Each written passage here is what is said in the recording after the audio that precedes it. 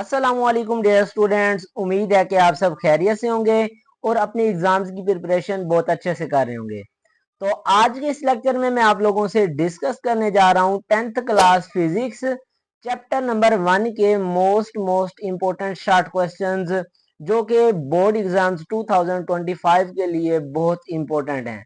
तो आप लोगों ने 2025 में एग्जाम देने हैं और 10th क्लास के स्टूडेंट्स हैं, तो आज का ये वीडियो लेक्चर आप लोगों के लिए बहुत ही फायदेमंद साबित होगा, क्योंकि इस वीडियो लेक्चर में मैं आप लोगों से जो जो क्वेश्चंस डिस्कस करूंगा इंशाल्लाह यही आप लोगों के बोर्ड एग्जाम्स में रिपीट होंगे।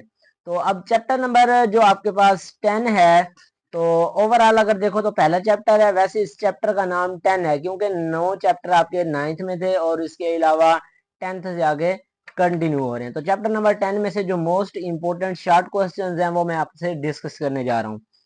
अब सबसे पहले आप लोगों के पास है जी डिफाइन सिंपल हार्मोनिक मोशन। तो सिंपल हार्मोनिक मोशन की तारीफ लिखनी है, one of the most important short question. तो इसकी डेफिनेशन को आप लोगों ने अच्छी तरह से प्रिपेयर कर लेना है। नेक्स्ट इसी तरह से है जी डिफाइन रेस्टोरिंग फोर्स। तो रेस्टोरिंग फोर्स से क्या मुराद है या उसकी तारीफ, तो ये भी आप लोगों ने याद कर लेनी है अच्छी तरह से। नेक्स्ट इसी तरह से है जी आपके पास write two characteristics of simple harmonic motion. Simple harmonic motion की दो खसूसियात लिखनी है। इसकी चार आप लोगों के पास दी हुई हैं या मेरे ख्याल में पांच। तो उन तमाम को आप लोगों ने अच्छी तरह से याद कर लेना है। अगर लॉन्ग में भी वो कैरेक्टरिस्टिक पूछ सकता है तो आप लोगों ने वैसे दो लाजमन तैयार कर लेनी है। ये short questions one of the most important है। नेक्स्ट इसी तरह से आपके पास है जी define time period and frequency.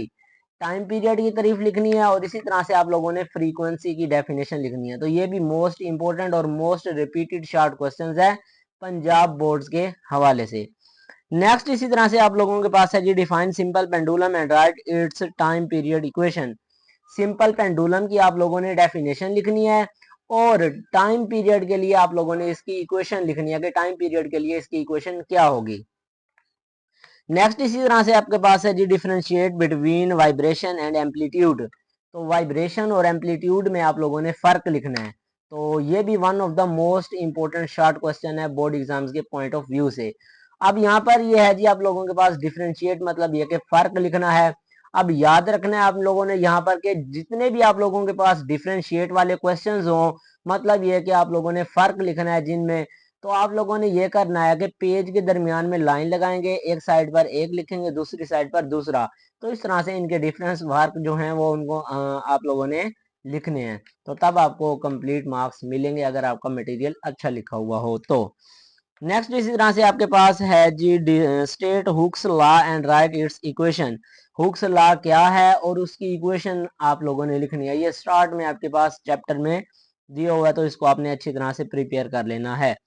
Next इसी तरह से है जी what is spring constant write its formula.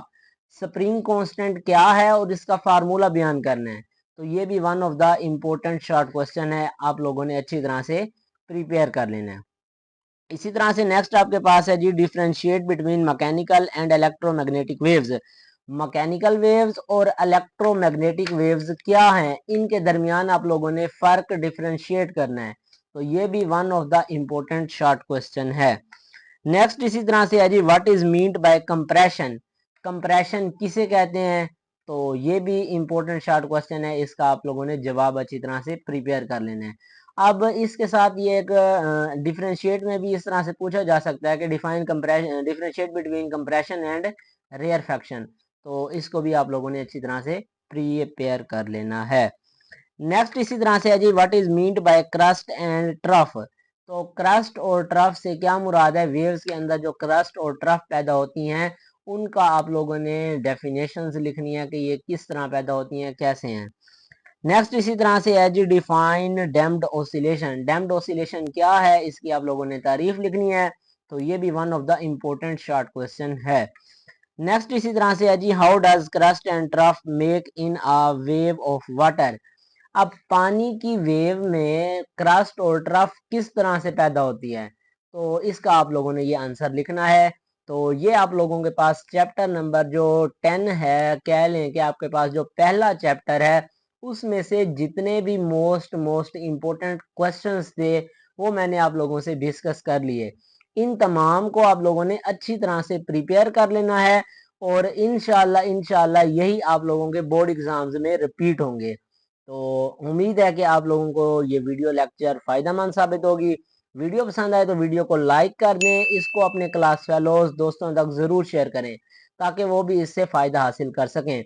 तो इस तरह की मज़ीद इंफॉर्मेटिव वीडियोस हासिल करने के लिए चैनल को सब्सक्राइब कर दें और साथ में दिए गए बेल आइकन को प्रेस कर दें ताकि आने वाली हर नई वीडियो सबसे पहले आप लोगों तक पहुंच सके। तो मिलते हैं इस तरह से एक नेक्स्ट लेक्चर में, तब तक के लिए अल्लाह हाफिज़।